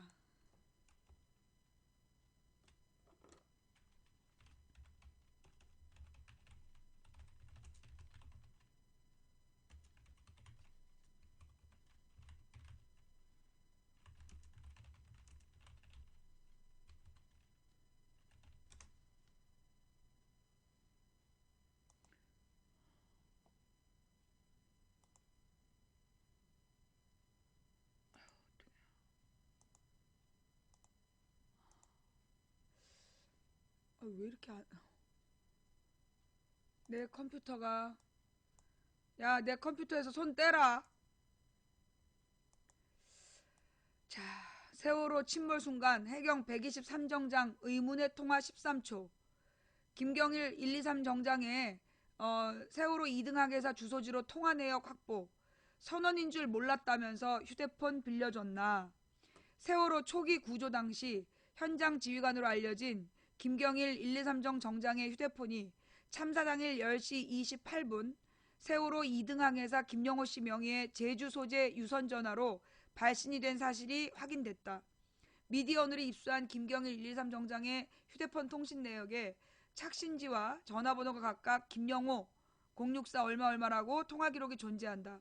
또한 064 이 번호는 세월호 2등 항해사였던 김영호 씨가 법원에 제출한 집 전화번호와 동일한 것이었다. 이 번호가 김영호 씨의 실제 집 주소인지는 추가 확인이 필요해 보인다. 통신 내역에서 확인된 이 단순한 사실은 두 가지 점에서 세월호 참사 진상규명에 중요한 고리가 된다. 먼저 10시 28분이라는 시간대다. 세월호는 10시 15분 배가 90도 이상으로 급격히 기울기 시작하자 고 박지영 승무원이 자체 판단으로 침몰 임박 탈출하라 라는 방송을 했고 그 즉시 선체의 전원이 나갔다. 10시 18분에 3층 우연 난간에 모여있던 40명이 바다로 뛰어들었다. 10시 19분 서해지방해양경찰청 상황실은 123정에 현재 구조 상황을 실시간으로 계속 보고해주기 바랍니다. 여기 명인집 타워라는 지침을 내렸고 10시 21분에 마지막 생존자가 표류하다 구조된다. 21분부터 배의 침몰이 시작돼 31분경까지 세월호가 선미를 남긴 채 바닷속으로 급속히 잠기던 상황이었다. 그런데 이 같은 중요한 시간대에 구조 현장에 현장 지휘관 임무를 띠고 있던 김경일 정장이 세월호 선원의 집으로 전화를 한다는 건 상식적으로 있을 수 없는 일이고 세월호 2등 항해사가 직접 통화를 했다면 그 급박한 상황에 정장의 휴대폰을 빌려 썼다는 이야기인데 이것도 상식적이지 않다. 123 정장은 당일 11시 20분까지 123정이 구조한 인원들이 선원인 줄 몰랐다는 진술을 고집하고 있기 때문이다. 현장 지휘관은 수색 구조 현장에서 헬기 함정 등 현장 구조 인력과 장비를 지휘 통제하는 사령탑이며 김 정장의 휴대폰은 해양경찰청 등과 통화 및 데이터 통신 등을 하는 상황이었다. 검찰이 확보한 통화 기록을 보면 김경일 정장은 10시 26분과 28분에도 다른 착신자들과 통화를 한 것으로 나오고 있고 김 청장 모르게 김영호 씨가 전화를 사용한 것은 아니다. 당연히 123 정장이 10시 28분 이전에 김영호 씨가 세월호 선원임을 알고 있었다는 것이며 나아가 사고 이전부터 아는 사이였을 가능성이 크다. 또한 10시 28분이라는 시점의 현장 상황을 생각해보면 이 통화는 모종의 보고를 위한 통화 가능성을 배제할 수 없다. 누구에게 무슨 보고가 필요했던 거야? 누구에게 무슨 보고가 필요했냐고.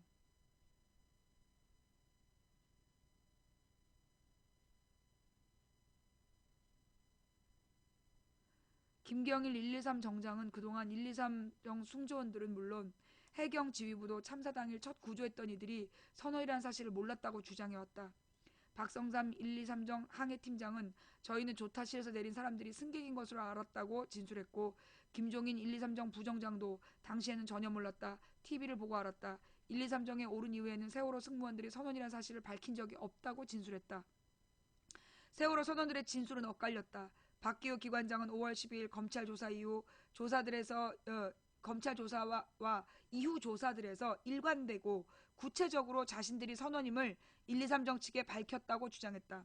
그는 해경 함정을 탔을 때인데 함정을 조정했던 선장이 신분이 무엇냐고 물어보면서 휴대전화를 바꾸어 준 적이 있다고 말했다.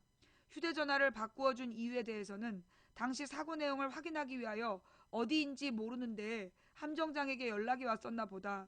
그래서 저에게 본선에 승무원이 있느냐, 책임자가 누구냐고 함정장이 말을 하여 제가 기관장이라고 하였고 저에게 휴대전화를 주어 제가 전화통화를 하였다.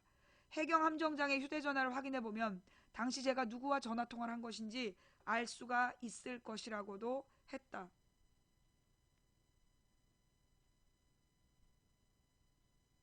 선원들이 해경정에다가 분명히 신분을 밝혔고 지네들도 누가 선원인지 물어보고 전화통화를 하게 했으면서 승무원인 줄 몰랐다라고 끝까지 거짓말한 거야? 해경은 선원인 줄 몰랐다. 나중에 TV 보고 알았다는 등 이를 부인했다. 123 정장이 고소한 시간은 오전 11시 20분이다. 국조특위 자리에서 그는 11시 20분까지는 선원인 줄 몰랐다고 했다. 물론 휴대전화를 건네주고 누군가와 통화를 하게 한 사실도 부인했다. 이는 해경 수뇌부의 책임 여부와 직결되는 문제다. 그러나 이번에 드러난 통화 기록을 보면 김경일 정장의 휴대폰이 이미 10시 27분에 세월호 2등 항해사인 김영호 씨에게 건네졌음을 확인할 수 있다. 이는 김경일 정장이 자신들이 구조한 이들이 선원임을 알았다고 밝힌 11시 20분부터 1시간이나 빠른 시점이다. 김경일 정장은 자신은 조타실을 벗어난 적이 없어 이들이 선원인지 알지 못했다고 했고, 조타실에 함께 있었다는 김종인 부정장 등은 조타실 안에서 전화를 바꿔준 일은 없다고 진술해왔다. 이 전화 통화의 발신 수신자 그리고 해경의 거짓 진술에 대한 추가적인 조사가 필요해 보인다.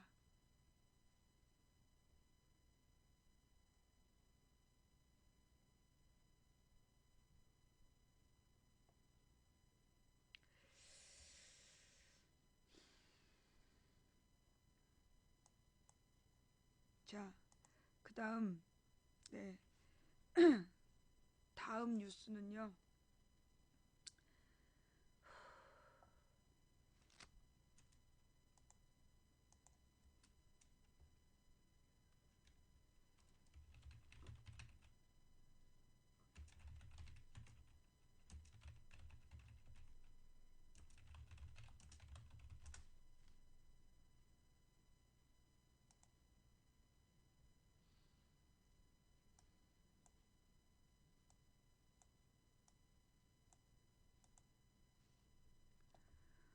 세월호 학생들 철없어서 탈출 못해.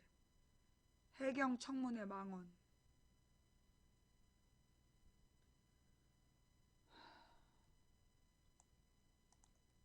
이거 영상 있어요? 이건가 보다. 세월호 참사 당시 구조에 나섰던 해경이 공개 청문회에서 배에 타고 있던 아이들이 철이 없어서 위험을 감지하지 못했다고 증언해 네티즌들의 공분을 사고 있다. 청문회에 참석했던 유가족들이 거세게 항의하자 해경은 곧 자신의 발언을 사과했다. 14일 열린 세월호 참사 특별조사위원회 제1차 청문회에서 세월호 침몰 현장에 가장 먼저 도착한 목포해경 1, 2, 3정 승조원이 세월호 선원과 무언가 공모했다는 의혹이 다뤄졌다. 김진 비상임위원은 이날 다른 선원들이 해경 1, 2, 3정으로 옮겨 탄 뒤에도 배에 남아있던 박모 경장을 집중 추궁했다. 청문회에서 공개된 사건 현장 영상에 따르면 박 경장은 조타실에 근무했던 박한결 3등 항해사 조준기 조타수와 함께 조타실 주변 갑판에 남아 검은 물체를 다루고 있었다. 그러니까 이 해경 박 경장이란 사람이 왜 이 검은 물체를 다루고 있었을까? 이후 그는 그 조타수와 바닷물에 뛰어들었고 일반 승객과 함께 구조됐다. 박 경장은 검은 물체에 대한 질문에 잘 모른다, 기억이 안 난다고 일관했다. 그는 학생 3명과 이분과 사람들만 좀 기억이 난다며 세월호 앞에 학생들에게 계속 위험하다고 벗어나라고 소리를 질러도 애들이 어려서 철이 없는지 위험을 감지하지 못한 것 같다고 계속 소리쳤다고 말했다. 이에 유가족들은 말이라고 하느냐고 소리를 지르며 항의했다. 박 경장은 다른 질문에 답변하다 학생들이 철이 없다는 말은 사과한다고 덧붙였지만 이미 엎질러진 물이었다. 트위터에 올라온 박 경장의 발언은 15일 기준 3,500건 이상의 리트윗되어 퍼져나갔다. 저런 말을 했다니 믿기지 않는다. 자신의 가족이 희생자여도 그렇게 말할 수 있는가 등의 비난이 폭주했다. 한편 박 경장은 현장 동영상을 재차 상영하며 영상을 설명하자 그제야 기억이 난다. 검은 물체는 자신의 모자다 라고 말했다. 세월호 특조위의 첫 번째 청문회는 16일까지 열린다. 잠깐만요. 이게 지금 그 해당 영상인가? 그리고 그 세월호 앞에 학생들이 되게 유용하게 계속 소리지고 해도 아니 그쪽을 벗어나라고 소리지르도 얘들이 어려서 철이 없었는지 위험하다는 걸 모르겠는지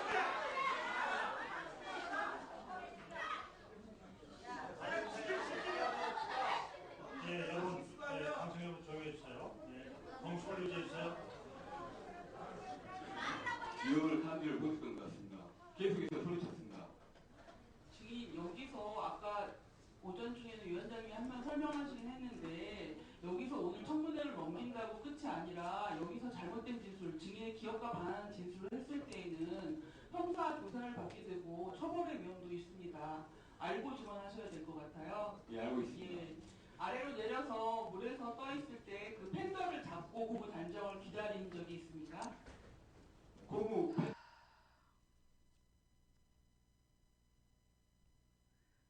우리가 묻는 건 아주 단순해요. 배가 기울기 시작해서 완전히 전복되는 데까지 3시간이 걸렸는데 왜 그 3시간 동안 아무도 정부 관련자들이 퇴선 명령을 내리지 않았느냐는 거야. 나는 딱 하나예요. 3시간에 걸쳐서 배가 뒤집어지는데 왜 3시간 동안 아무도 승객들에게 탈출하라는 명령을 안 내렸는지 나는 그게 궁금한 거야. 애들이 철이 없어서 죽었다고?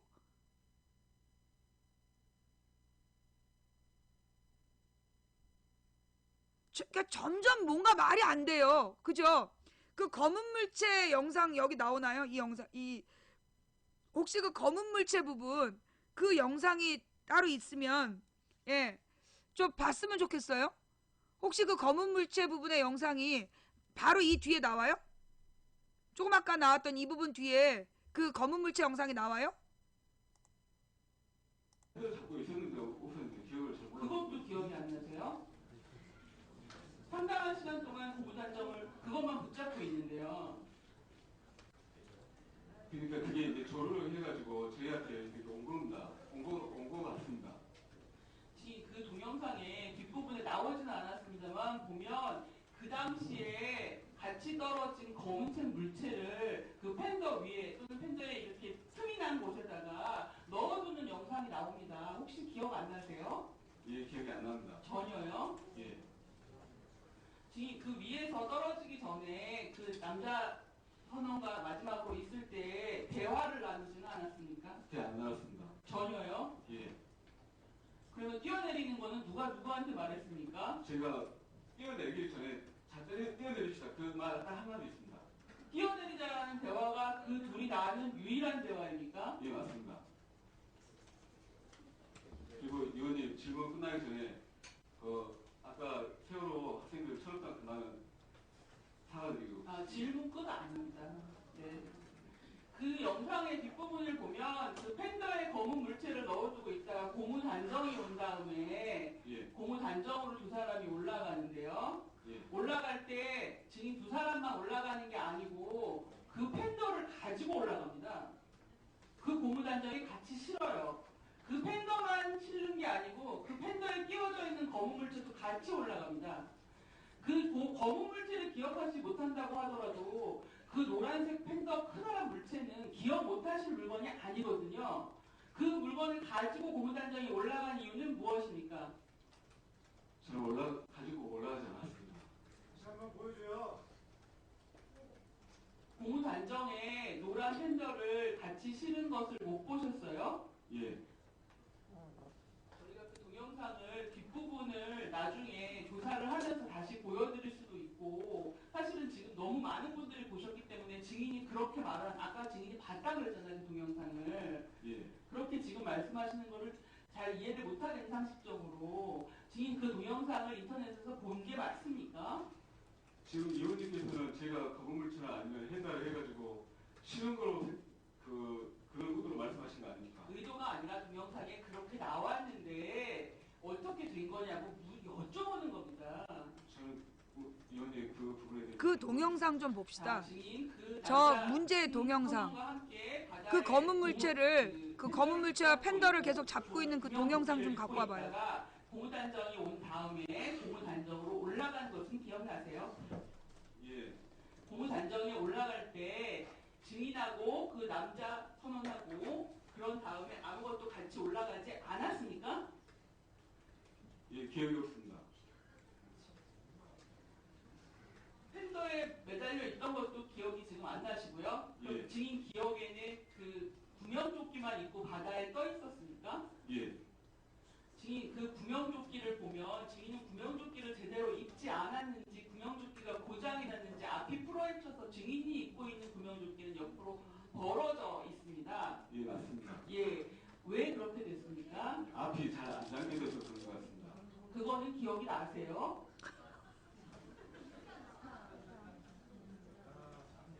노란색 팬더라는 물건은 증인이 얘기하는 것처럼 그렇게 작거나 잊어버릴 수 있는 물건이 아니고요. 증인이 망망대해 바다에 혼자 사람과 둘이 떠있을 적에 고무단정이 오기 전까지는 증인은 구명조끼도 제대로 안 입고 있었기 때문에 그 물건에 매달려 있었던 물건 증언입니다. 기억이 안 나세요? 예.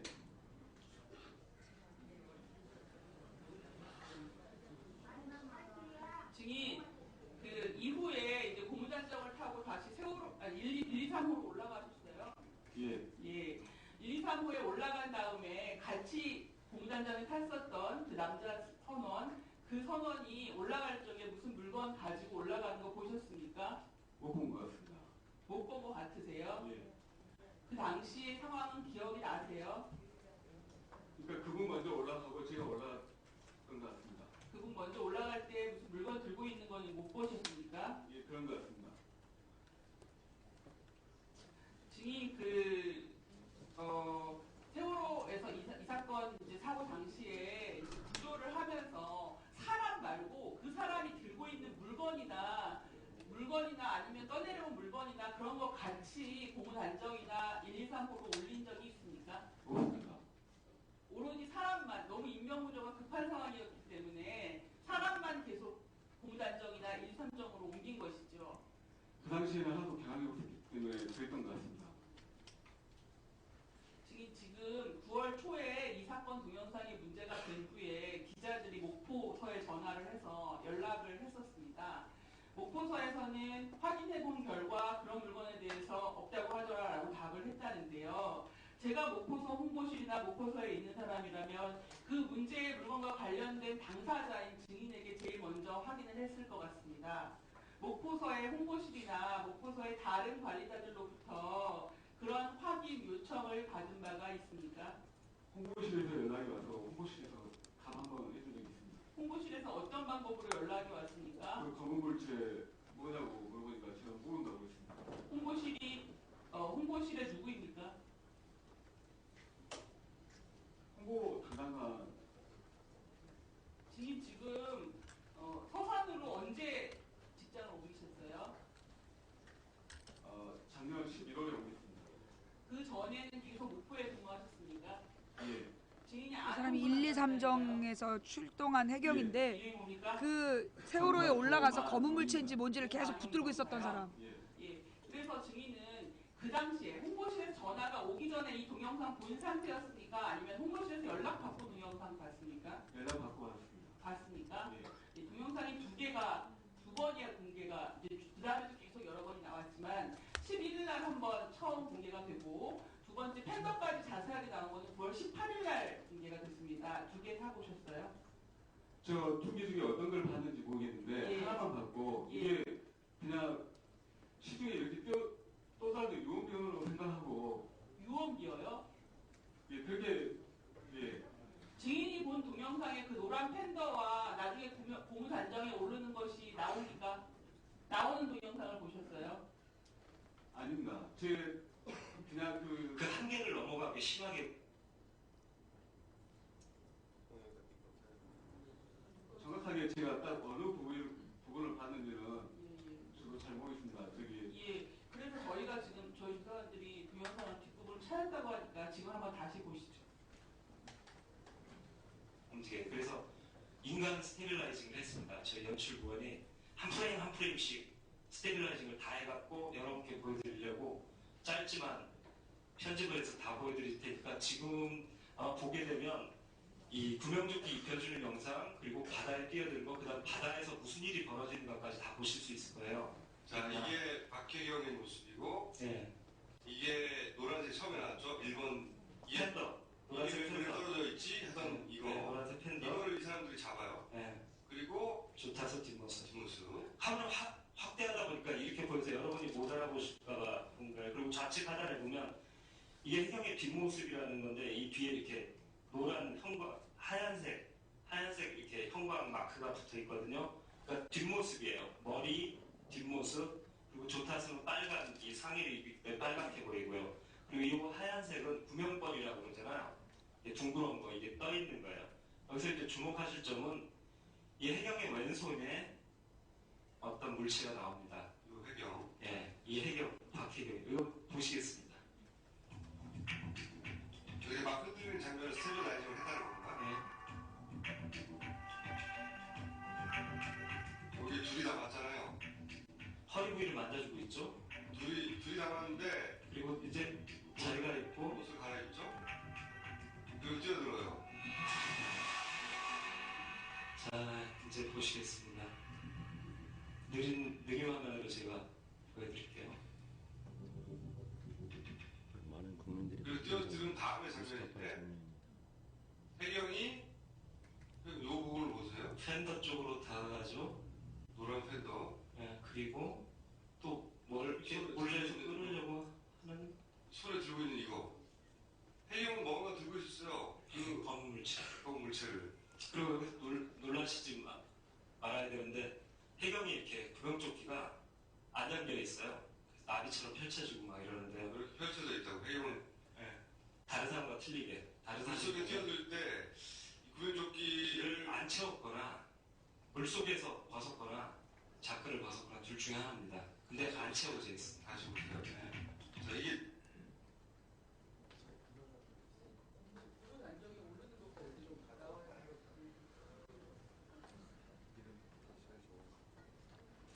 그 화면에 지나간 거죠, 이제.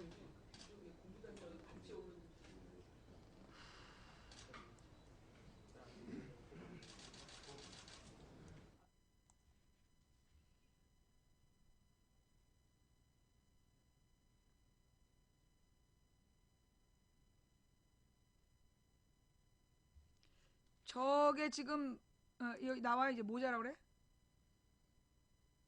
예, 왼손에 검은 물체가 있습니다. 목포서의 홍보실이나 목포서의 다른 관련 잡았는데 그리고 이제 자기가 입고 옷을 갈아입죠. 그리고 뛰어들어요. 자, 이제 보시겠습니다. 느린 화면으로 제가 보여드릴게요. 그리고 뛰어들은 다음에 장면인데 혜경이 요 부분을 보세요. 팬더 쪽으로 다가가죠. 노란 팬더. 예, 그리고 또 뭘 이렇게 몰래서 끊으려고 하는 손에 들고 있는 이거. 혜경은 뭔가 들고 있었어요. 그 검물체를. 그리고 여기서 놀라시지 말아야 되는데 혜경이 이렇게 구명조끼가 안 연결해 있어요. 나비처럼 펼쳐지고 막 이러는데요. 이렇게 펼쳐져 있다고. 혜경은 다른 사람과 틀리게 다른 물속에 뛰어들 때 구명조끼를 안 채웠거나 물속에서 벗었거나 자크를 벗었거나 둘 중에 하나입니다. 근데 안 채워져 있습니다. 다시 볼게요. 근데 저 사람이 저걸 들고 있는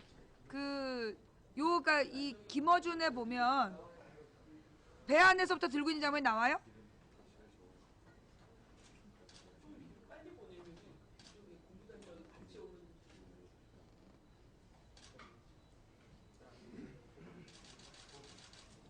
앞에 거 보셨어요?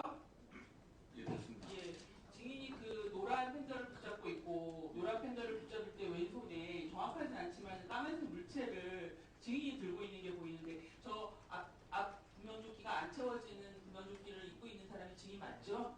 예, 예, 그 부분 좀 검은 찾아보세요. 물체를 입은 거 맞죠? 예, 맞습니다. 그것은 무엇이었습니까? 모자였습니다.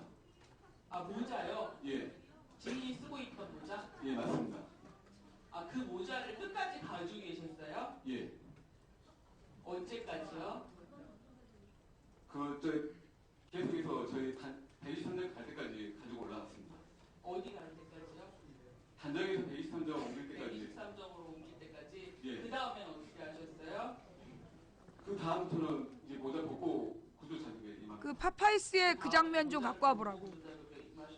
그거는 정확하게 파파이스에 나오는 방금 봐서 그 제가 그 검정 물건을 들고 있는 장면이 나오는 횟수를 찾아서 정확히 몇 분에 봐야 되는지 좀 알려줘요.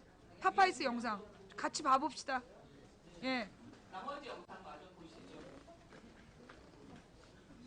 두 혜경이 공문부터로 들여온 다음에 거기서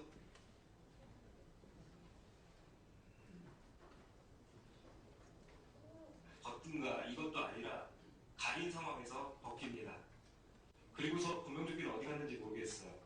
이 사람을 구출하는 과정에서 구명조끼부터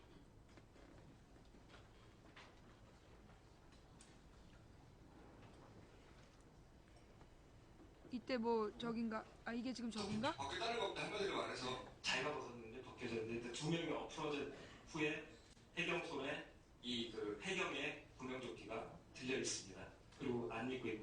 스파이스 그리고 하나 76회. 말씀드린데 이 팬더를 가져가더라고요. 회수합니다. 이 사람들을 싣고 나서는 이걸 회수해요. 만약에 이게 구조를 위해서 던져놓은 거면 계속 던져놨어야 되는 거고. 그렇죠. 구명 단정에 저 팬더랑 같이 올라가신 거 보이세요? 저는 지금 계속 말씀드리지만은 기억이 기억이 안 납니다. 증인, 아까 그런 동영상에 들어왔을 적에 유언비어가 유포가 된다고 이렇게 생각하셨다고 했는데 모자는 기억하는데 저거는 기억이 안 나요. 그러면 저 동영상이 조작되었거나 무슨 조작이 가해졌다는 뜻인가요? 그 부분은 제가 잘 모르겠습니다. 지금 당시에 증인만 있었던 게 아니고 일산정이 이제 다가오거나 아니면 구면 단정에 누가 같이 있었던 선원들이 해경들이 있지 않습니까? 예. 증인 저 동영상을 보고 목포서에서 그런 질문까지 받은 이후에 같이 있던 사람들에게 야 그때 저런 거 봤어? 이렇게 한번 물어보신 적 있으세요? 없습니다. 왜 안 물어보셨어요? 네? 증인 기억이 그렇게 명확하지가 않고 심지어는 노란 팬더랑 같이 구명단장을 탔는지 내가 바다에 구명 조끼만 입고 있었는지 팬더 매달렸는지 그렇게 정확하지가 않은데 지금 저게 인터넷에 유언비어가 막 유포되고 있는 거예요. 그러면 저 같으면 그때 같이 있던 증인보다는 좀 정신이 남아있었던 고문 단정에 있던 해경들이나 아니면 하다못해 이영래 경위나 이런 분한테라도 연락을 해서 야 그때 무슨 내가 팬더에다가 검은 물체를 넣었다는데 혹시 그거 기억나? 이런 거 물어볼 것 같은데 왜 안 물어보셨어요? 일단 생각을 못했습니다. 혹시 아까 증인에게 질문했다는 목포서 홍보실의 조용만 죄송합니다. 그분이 증인 말고 당시 일산정에서 출동했었던 해경들 중에 누구 다른 사람에게 이 사건과 관련해서 저 동영상과 관련해서 조사하거나 질문한 적이 있다고 합니까? 몸으로